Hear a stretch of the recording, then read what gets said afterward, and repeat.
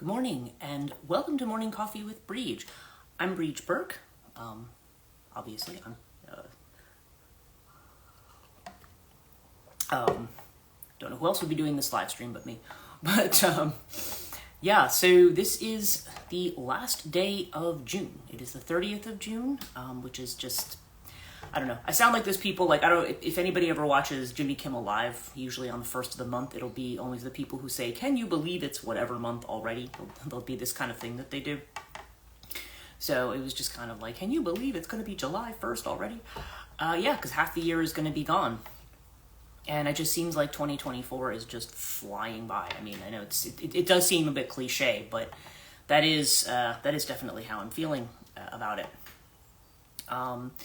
It's not that hot this morning, but it is very, like, if I go outside, it's nice and cool. If I open the windows or stick my head out the window. In the house, it's still very, very warm, and I really don't want to put the air on. You put the air on and like 10 minutes later, it's too cold. You know, it's that kind of weather. If you live in this part of the country, or really any place where there's a lot of humidity, where you might have morning like it's in the 70s, which I guess if you're in the UK, that's probably around like the low 20s. If you wake up with that in the morning, then, you know, it can be a nice cool air outside, but it can be very, very damp, and that's the way it is today.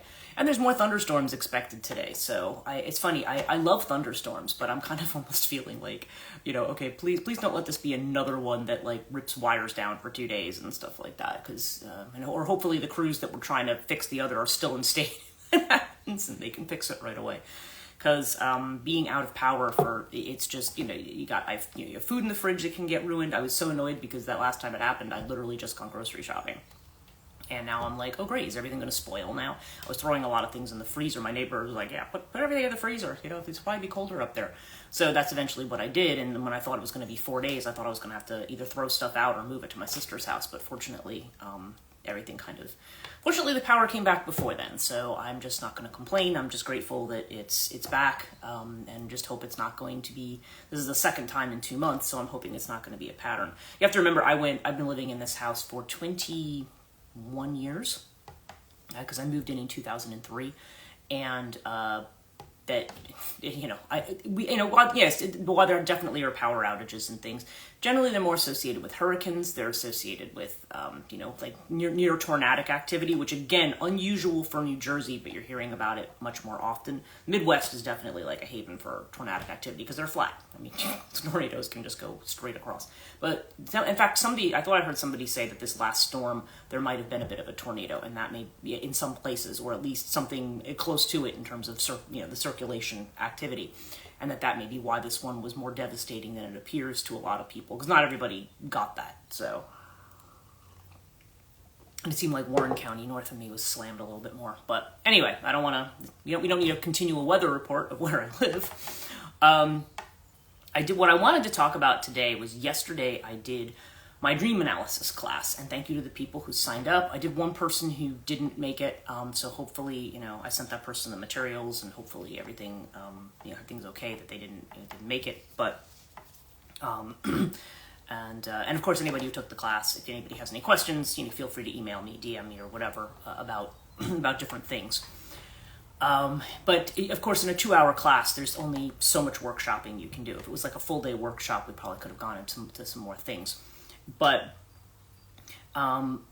so the material that we talked about, basically I was trying to give people a framework for dream interpretation rather than getting too heavily into what all the symbols mean and stuff. I mean, I gave people some resources as to where they could look up certain things. Like if they say, oh, I had a dream about this and I don't know what that means, you know, they could go look it up and at least get an idea. Although there's different theories and different methods of dream analysis and interpretation, and there's probably a little bit that's useful in each one of them. But for me, I always use more of Jung's amplification method. So to me, it's like, okay, if there's a symbol in a dream, let's explode the symbol. Like, what else does it mean?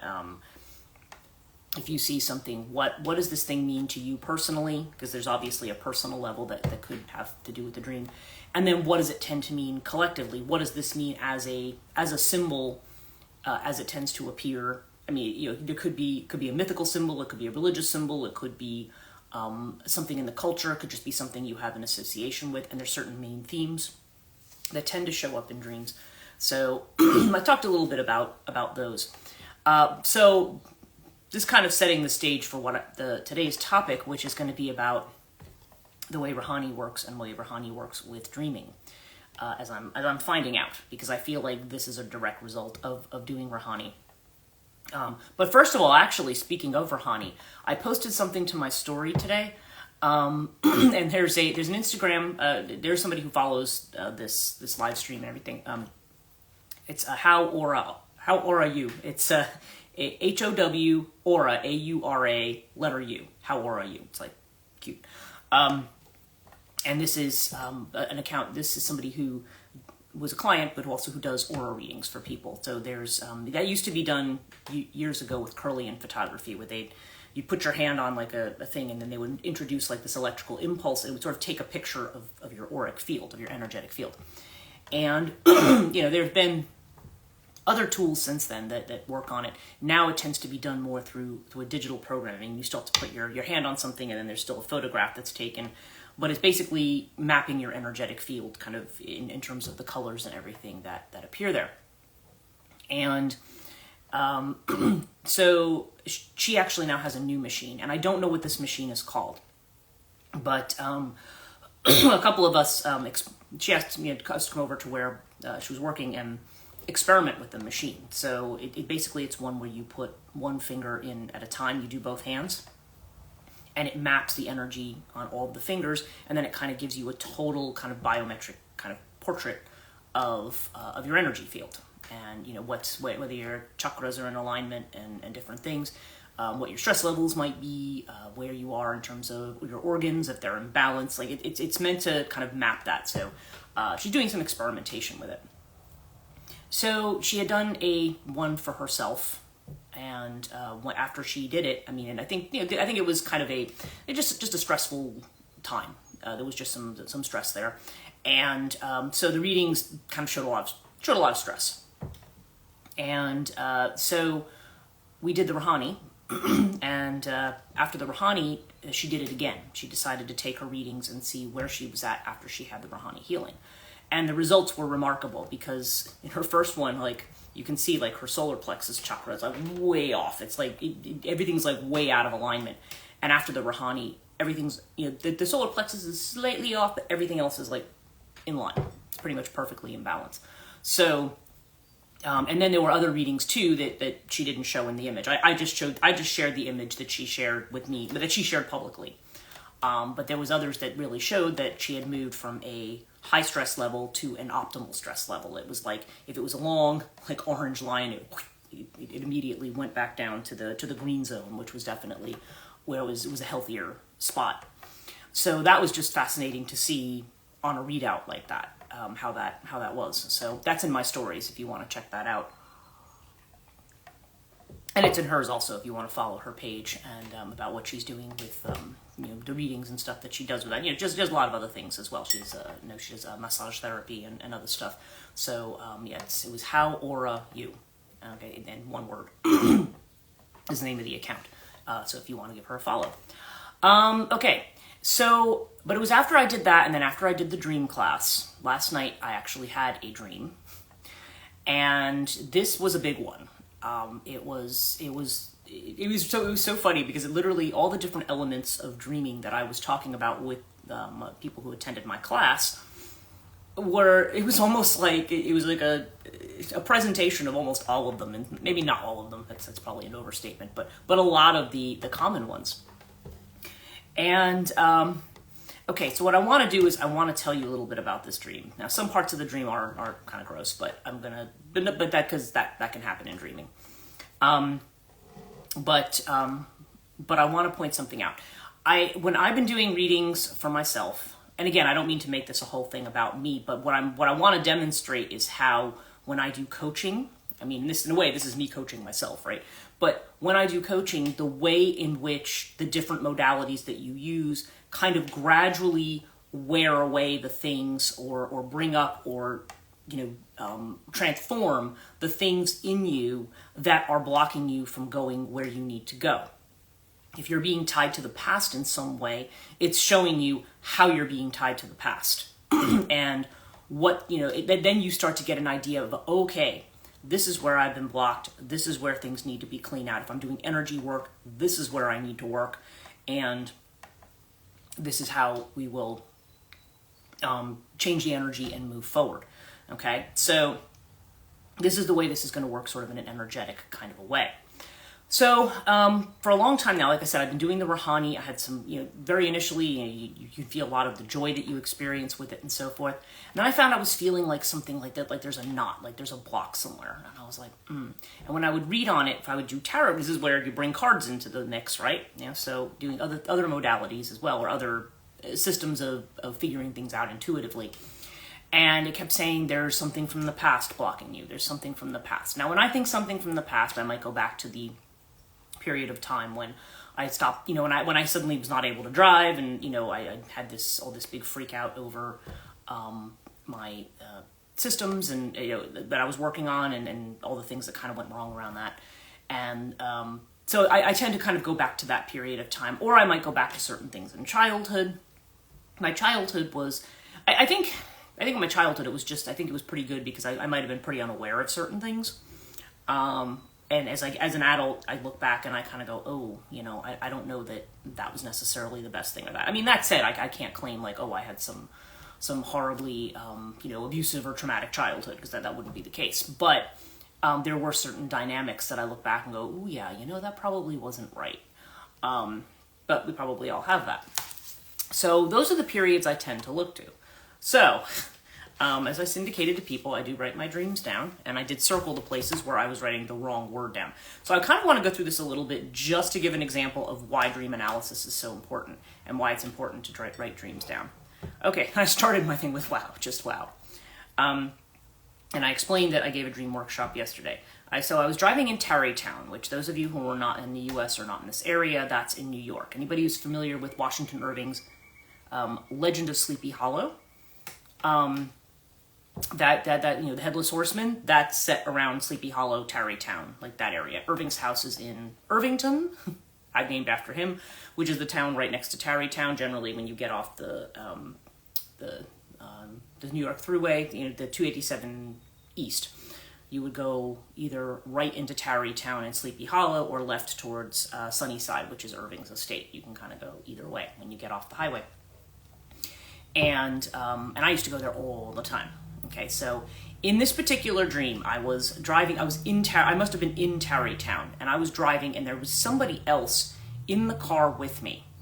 Now what's interesting is I feel like the steering wheel, now that I'm thinking about it, was on the right side, which would have been like a British thing, right? But this is obviously not in the UK, and other than mail trucks, I don't know that there's any cars that have steering wheels on the right side.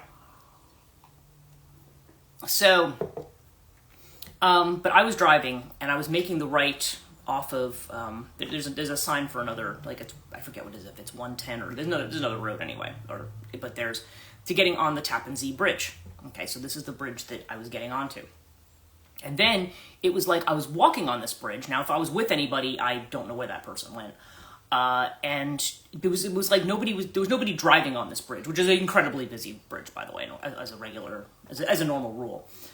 But it was almost like it wasn't like the two lanes on both sides. It was just one big place where people were walking and kind of looking over at the Hudson River and, doing things. So it was almost more like it was like a pedestrian bridge, right? And it was like there were bathrooms or toilets on either side. And I decided, I have a drive, I'm going to stop in one or the other. And both of them, first I went into the women's bathroom, which would be what you would do. And then I noticed it was just dirty. And it was like things were kind of overflowing a little bit. And even where they had the things like toilet paper and stuff, it just didn't look entirely clean to me. So I ended up checking out the men's room. The men's room was even worse. It was like, in the sink. It was overflowing everywhere, and it was all over the toilet. I was like, oh my God, this is foul. Like, this has to be anyone's gonna use it, it has to really be cleaned up. But it was like everything was just backed up. Now, that's a huge dream symbolism right there. If you dream about things like that, that's very chthonic. If you're dreaming about fecal matter and stuff like that. And especially if it's clogging up places where you would normally have fresh water. And we're talking about the male and female bathrooms, right? Okay, masculine, feminine energy. Okay, yeah. And we're on a bridge, right? We're on a bridge. So a bridge is like when you're getting ready to make that transition and something is clogged and something is blocked, right? Okay, so let's take all that in so far. And it was interesting because I made a note. I said I parked the car and got out. People were walking around on the bridge looking at the water, and I initially wrote for the water. Okay? I'd said to people about, this is like, I think Freud used to refer to these as kind of slips of the tongue type things, but it's where you actually use a word or say something that you didn't intend to say. And so I crossed it out and put the right word, but I circled it and said, that's why I always say handwriting, it's good, because whatever you wrote that's wrong, you don't want to correct it. You want to say, oh, that was the word that jumped in. I'm looking for the water. In other words, I'm looking for the flow of both. It's not flowing. I'm looking for the flow. And then at some point I was driving with somebody else. Now it was a guy, and I don't know who it was. I mean, I know the person had I feel like they had kind of dark hair, or they were younger. And then when I think about it in retrospect, it might have been, even though I couldn't really quite get a full, clear vision of the person, it might have been my ex-husband. Okay, might have been. And that would actually fit in with the rest of the dream symbolism. Where I was driving, but it was like we were driving, and I can't remember, this is kind of was between New York, New Jersey, like that area, because Tappan Zee takes you into the main island, like New York State, over the Hudson, and then you kind of like in Suffolk County until you get, and you're basically on the border of New Jersey. New Jersey's just to the south. And so it's, yeah, so you are, so it was like we were driving, but it was like I wasn't kind of in that area anymore. I still felt like I was in either in eastern New Jersey or that kind of general areas where I felt like I was driving. And then it was like we were in a place but I was again walking by myself down this corridor, like it was like in this, I don't know if it was meant to be a cafe. It was like a public kind of social place. And there were people sitting around, and I looked straight ahead and I saw a man sitting there who had kind of dark hair and kind of like, the beard that was not full beard, but just kind of like, scruffy, when guys haven't shaved for a few days. But it was like white. The beard was almost white, and the rest of him, and I was like, oh, that's this guy, Joe, who's actually used to be the boyfriend of one of my best friends, somebody we went to university with. And I thought, okay, and I thought, oh, that's this person. I'm not going to give his last name or anything, but I was like, oh, that's interesting. I haven't seen him in forever. And as I walked down, because he was kind of looking at me, and the other people were kind of looking at me like, don't we know you? Like that kind of a thing. And I was able to identify, and now mind you, he's the only person I can remember and identify as somebody. It's interesting that he had kind of like, almost like he had aged, like he had white facial hair, right? But they were men and women. It was a combination of people, but I feel like they may have all been people, and I all called them by name. Oh, you're so-and-so and so, and I don't remember the names I called them. But it was like I was trying to remember who everybody was, and they were like, oh, it was kind of like we were all like kind of surprised to see each other. It was more that kind of a thing. It wasn't like, oh my God, I'm seeing you again. But at the same time, it wasn't like a negative thing. It was just like, oh wow, I haven't seen you in a long time. So it was this kind of energy. And I don't remember staying there very long, but I remember that there was suddenly a severe thunderstorm alert, or severe storm, and it was like, you need to kind of, this is a severe storm, you have to be careful, there's going to be destruction, you've got to, shelter in place kind of thing. And and I said to this person who had been driving me, who now suddenly I was back in the car, I was like, okay, you've got to get me back to my car. And at this point, I'm just going to have to wait the storm out. And so I feel like, and again, I don't remember, but I do remember like they were driving and all of a sudden that alert came in again, and it was like, oh, okay, we better hurry up and get me back to my own car so that I can go. So that was interesting. That was the dream. And the dream cards that I pulled on this, because I didn't get to do this part so much, and really in a dream class, if other people don't have the dream cards, it's kind of pointless to do them, because you can show people how they might work, but I think I will show people now how they work. So the three cards that I got were 16, 15, and 60. So 16, and again, I didn't bring the image ones open, but the words, is one of the feminine cards. I was talking about the archetypes and their classifications. This is about opening, okay? The first card is about opening. The second card is also in the feminine. It was number 15, which is about dissolving. And I didn't put the third card up here, but it was the number 60, which is the card of the child archetype, okay? And literally, as I was reading through the first two, I'm like, okay, the child would be the logical conclusion at the end, and that happens to be the one that I pulled. So, So what does the feminine opening one say? Because in the image, it's like showing a flower opening, which is interesting because with Rahanni, that's what you do with the heart center. You watch the flower opening. And it says, opening is showing on the outside what's coming from within. So this whole dream is a metaphor for some kind of stuck energy that's inside. It's not enough to close yourself to become a separate being. To share the energies of life, we open out from the inside so we may both give and receive. What can be more beautiful than a true revealing of what is at the core of a person? Or sometimes it's a little ugly, right? As in nature's own symbol of opening, the flower. So open up by talking about yourself in a revealing and caring way. Okay, so I think what it's saying is this dream is coming up out of a space of getting more in touch with the feminine and opening up. So let me just give you a real quick kind of rundown. It's pointing, basically, I feel like this dream is pointed to the period in my life where I've been blocked. And it's showing me, yeah, this is where all the shit is, right? This is where everything's blocked. And it has to do, and it's a period of time when I graduated from university, my undergraduate, my bachelor's degree in 1994. I was dating the guy who was my husband from about, I think we were friends. We met in the end of 1992. We were friends through a lot of 93. He had been dating somebody else. And then we got together that July, but then I was leaving for England in September. And of course we were very much, over the moon about each other. And so it was very hard for me to go overseas at that time. When I came back, when I came back in January, we got engaged, I think, in February. So things kind of went really fast with him. I mean, we knew each other for a little while, but then we ended up moving in together in July, and then we got married in August. So, and I was very uneasy about the whole thing because at that time, I had guides then, as I do now. I have an inner voice, and it was kind of like, no, this is not the guy. Don't get with him. He's not the one. And but being very, very stubborn. I was also coming out of a period because 2 years earlier, I had a massive crash and burn. Now one thing that people don't necessarily know about me is that I'm a Cancer ascendant. Most people, when I worked in Marshtown, I remember Gina there, she was kind of like, because in Vedic astrology, I'm a Gemini ascendant. Like I said, there's a 24-degree difference. She's, I don't know, she says, you seem a little more Gemini to me than Cancer. And really, I'm probably a little bit of both. But really, the idea is that a lot of people think that I'm just kind of tough as nails, that I'm like iron, that people say things and I'm just like, yeah, whatever. The reality is I'm very, very, I'm Cancerian. I'm the crab. I have the outer shell, but I'm very, very kind of soft inside. So I'm very, very sensitive to a lot of things. But over the years, because what I remember at that period of time saying to myself, you know what, your sensitivity is not helping you. You've got to, so in other words, I was replacing it more with that masculine rationality, saying, no, you've just got to be sensible and you've got to focus on your goals. And by the way, that's not always a bad thing to do. When we find that we are just kind of like a weekly mess and falling apart all of the time, then we need to kind of pull together and say, okay, right, let's get grounded, let's get focused. Where are we trying to get to? That's not a bad thing. However, it can get to a point where you build like an iron fortress around yourself and you're just like keeping everybody out.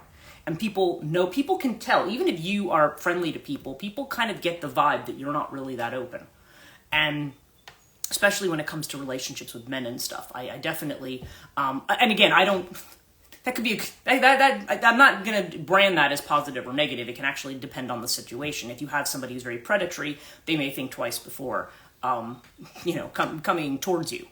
On the other hand, it can also keep people out who actually want to come in. So it's a double-edged sword there. So, so I feel like this dream is saying, yeah, that's the period of time. And there was other things that went on, which I'm not going to get into at that period in time. There was a lot of situations where there was a coming together, there was a flowering, and it was like that flowering got cut off right there. I went to England then. I was actually planning to do more graduate work in England, to stay there. I didn't do that. I decided, no, I don't want this now. And now I'm saying wow, I kind of wish I did that. That's probably the track I should have taken. And instead I derailed myself over this. And so there's part of it's being angry at myself for derailing myself over it. And just being, relationships not being what I thought they were going to be. There's all that kind of stuff that's the period of time. So the fact that I saw my friend's ex, and kind of, she could probably, if she saw this, she'd probably be like, oh yeah, I remember all the crap about that time too. That's why when people talk about the early 90s, I'm like, I have no, being at university, being in college, being able to share ideas, being able to talk with people, and it was so much good stuff that was happening at that time that all kind of got squelched as soon as I made the decision that this is what I had to do, that no, being married to this guy was more important than anything else. And I feel like it derailed me from so much stuff. And that's, where there's still a lot of anger about that. And then, again, not really at him at this point, really more at myself. Because I'm like, why did you do that to yourself? And and that's part of it. You have to get over it. You have to stop. Well, even get over it's maybe not right way to say it. More just like, okay, you had to understand that that's not what your priority was. Okay. And so when I start to feel isolated, then I always feel like, okay, that's where everything got screwed up. That's where everything went south, so to speak. And that's where the storm came in. And then it was like, okay, now once I got in my car to resume my own journey, now I'm stuck because there's the storm and I have to wait for the destruction to pass before I can move forward again. Okay. So like I said, freaking life-changing dream. And I did some of the Osho Zen cards afterwards. And yeah, basically that was the saying too, that you allowed your mind and you allowed that fear to kind of get in the way. But what was interesting was I said, okay, well, what's the path? Okay, if we understand that has to be cleaned up. And by the way, I was able to use Rahanni this morning to go in and kind of proverbially go back to that crappy place and say, all right, we're cleaning this up. We're going to clean this up and get the water flowing again. So that was the kind of work that I did. You can do that kind of visualization work within Rahanni. And I mean, like I said, I wake up after I'm done. I'm like, yeah, I can already feel that there's a difference here. That things are, they're starting to move again in the way that they're supposed to. But what was interesting was when I pulled some other cards, I had pulled the experiencing card in the center. Okay. So again, getting back in touch with your feelings, kind of experiencing the Fool, ready to take risks, right? Internally, or being angry at myself for being foolish, right? And externally, we have the Lovers again. So this is the idea of getting back to real connection. Okay. Boy, it's hot in here. You can see I'm sweating right now. If I look very shiny, I'm looking at myself in the thing and I'm like, I'm very shiny right now. And that's why. But what was interesting was the other two cards. I had the Sorrow and the Laziness card. So we got 2 9s. And by the way, I got the Ripeness card in early reading. So I got 3 9s. You're coming to the end of something here. But Sorrow and Laziness, I was like, wait a minute. Here's the thing. If you read a lot of my novels and stuff, it's almost like there's something, because I have a lot of narratives that are around characters who are, who kind of experience some kind of a really deep betrayal or abandonment. And this is, of course, sort of when the Morrigan energy was coming into my life. And it was like, so you have this abandonment energy that's coming in. And the way that, at least in at least in a couple of them, the women in question deal with it by just becoming absolutely uber rational. They just kind of cut all of their feelings off. And the rationale is, well, I can't go back and fix it. So why am I going to go to therapy? Why am I going to talk it out? Because I can't change what's happened. I'm not going to change that person. The situation's not going to get better. So I just have to stuff my emotions down. Like that's kind of the way, and eventually there is a resolution to that, but that's the thing. And they said, yeah, that's a narrative. And to a certain degree, there's almost like a masochism about it. Like you can allow yourself to really kind of get stuck in the pathos of that. And that sounds contradictory because you think, oh, nobody wants to be in that kind of space. And I'm like, oh yeah, apparently this is saying maybe you've gotten comfortable in that space.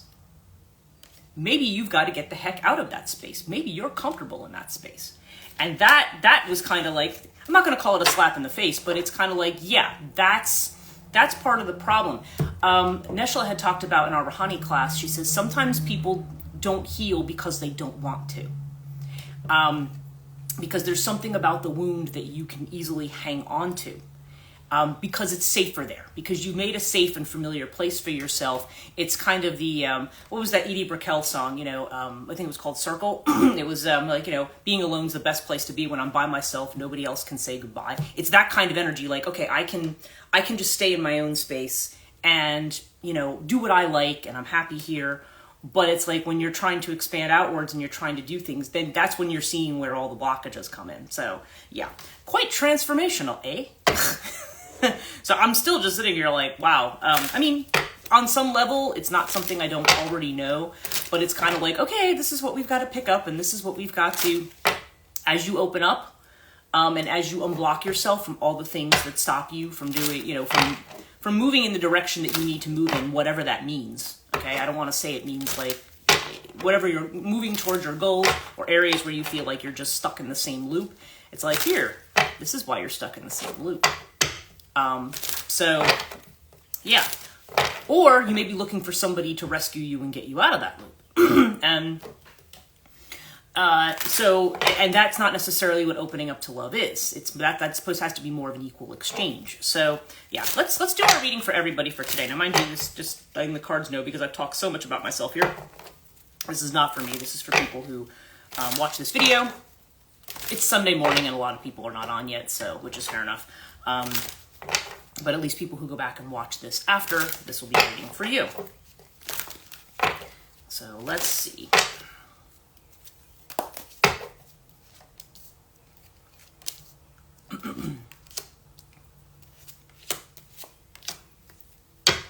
Okay, so yeah, there may be a certain amount of this too, but I don't feel like when I talk about that, the ways in which we do that, I read a lot now about, there's a lot in the relationships of women and men now where women feel, that they don't, where they just simply view men as just almost inherently being predatory, right? And not being able to connect with people and pushing them out and saying, no, I'm not going to deal with you. I'm not going to do this and do that.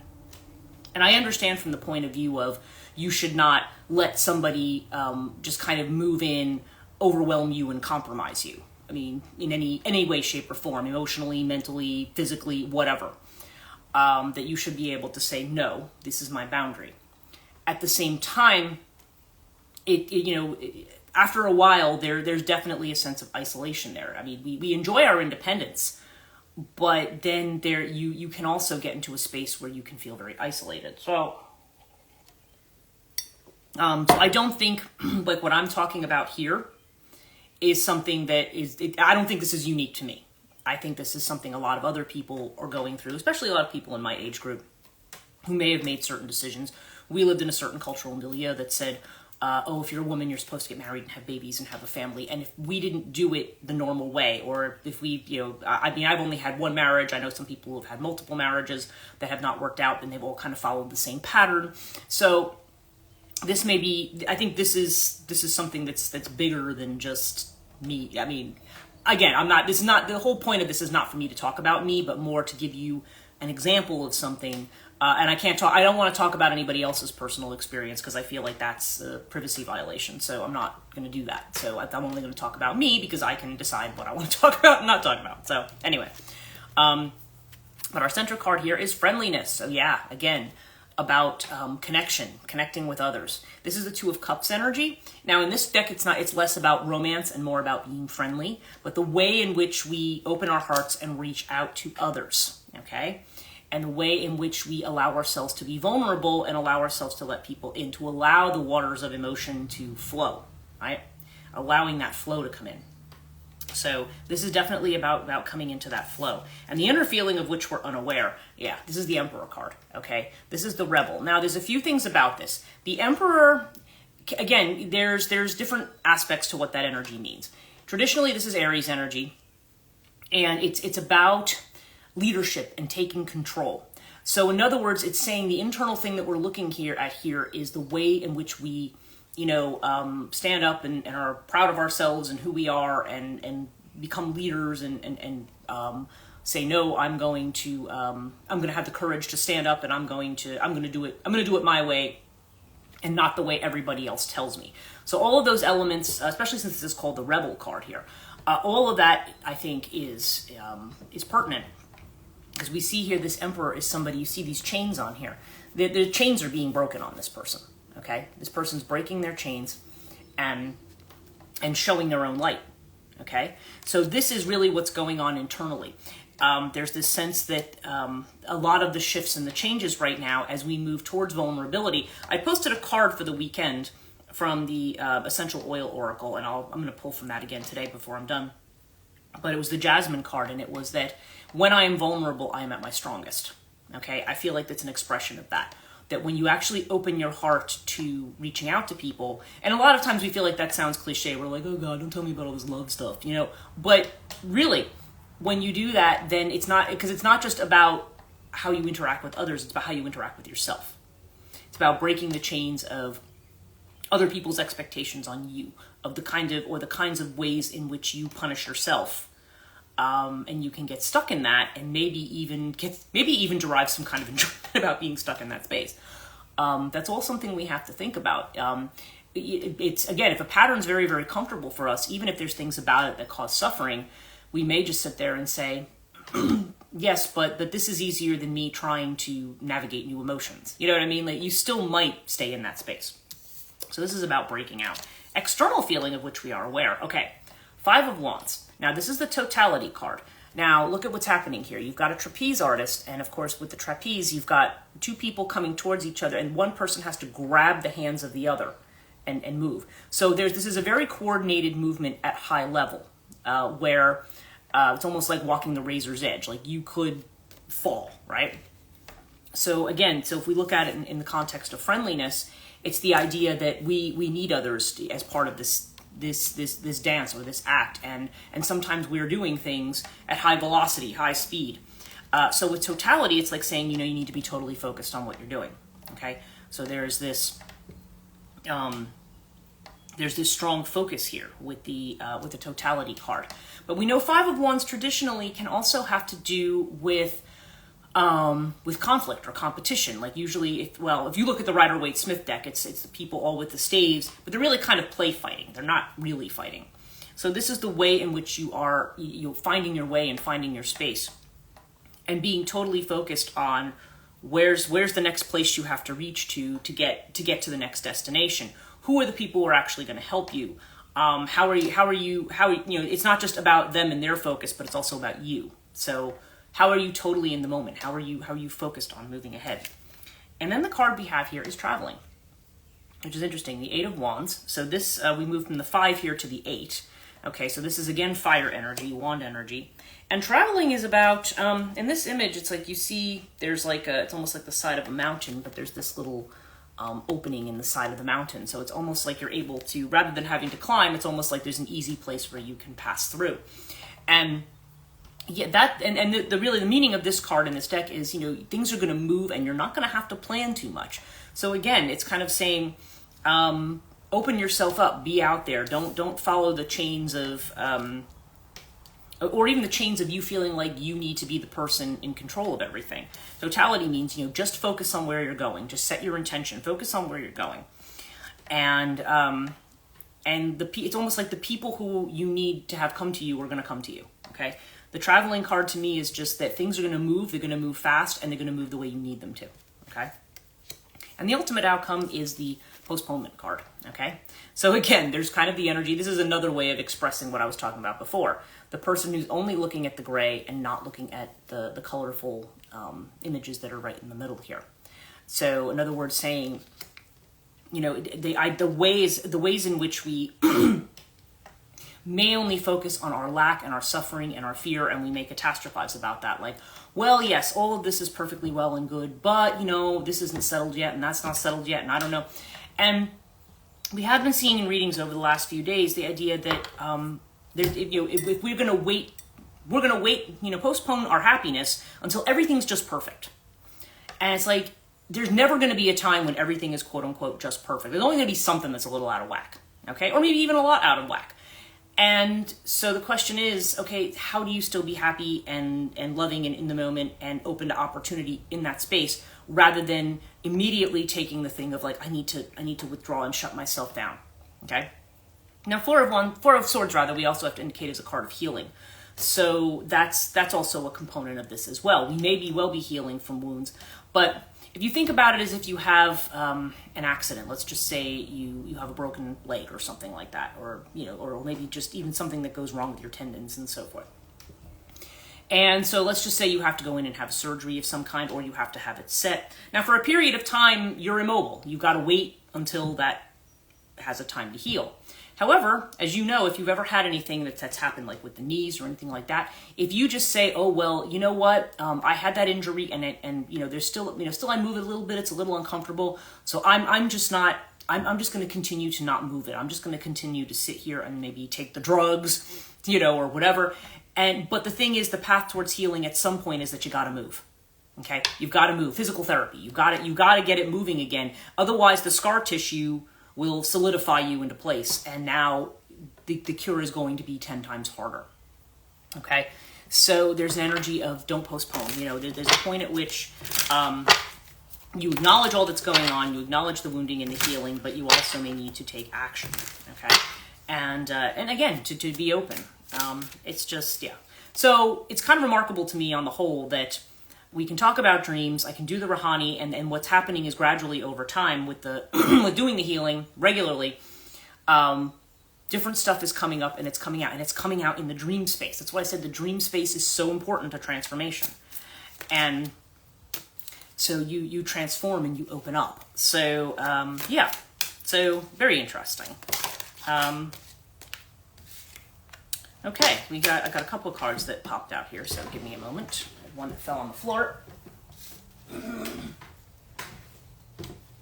Okay, the card that fell on the floor was invigorating. These are the essential oil cards, okay? Invigorating. And the key word is bliss. And the trigger statement is, why am I here? The true statement is, I make a difference. You will have the motivation you need to express your light. Know that what you do today makes the world a better place. See? Okay, so there you go. It's, in other words, motivating you. You don't want to hide away, because it's kind of almost like a nobody loves me mode. It's like, I'm going to hide away. I'm going to take my ball and I'm going to go home. I always like to use that phrase, right?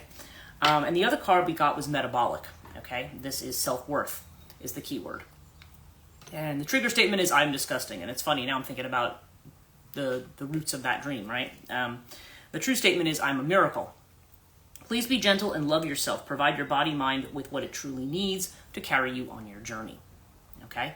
So yeah, be gentle on yourself, but also feel capable. Okay? And I feel like that's definitely the energy here. You want to be a little gentle on yourself. So there's this combination of, we want to move forward, but we want to move forward with a sense of self-care. Excuse me, gosh. And we want to move forward in a space of being kind to ourselves, but also being focused and knowing that we can achieve our goals, even if we don't know exactly how that's going to happen. That may be the area where we need to yield control to see what kind of opportunities come into us to some degree. So thank you so much for watching. And again, I didn't have anybody on this morning, which is, normally I usually have at least one person, but it is Sunday morning. And so if you're watching, I know there's going to be people who watch this after, the recording after. So yeah, it'll be available here, obviously, and then I'm going to post it to YouTube. I've been a little late doing that, but again, with the power outages and everything else I was doing, I was a little behind on doing that. So I'm up to date there now, and I'll post this one today.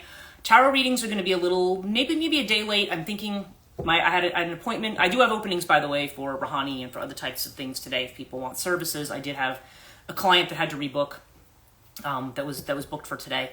So so I do have openings today if people want that. But yeah, but I'm going to do some catching up on the readings today if I can. And hopefully, maybe not any later than Tuesday, hopefully I'll have them up. I think I was saying Wednesday, but hopefully by Tuesday I can have the Aries through Virgo readings live for you. Thank you guys so much, and have a great week, and I'll be here tomorrow morning. Take care.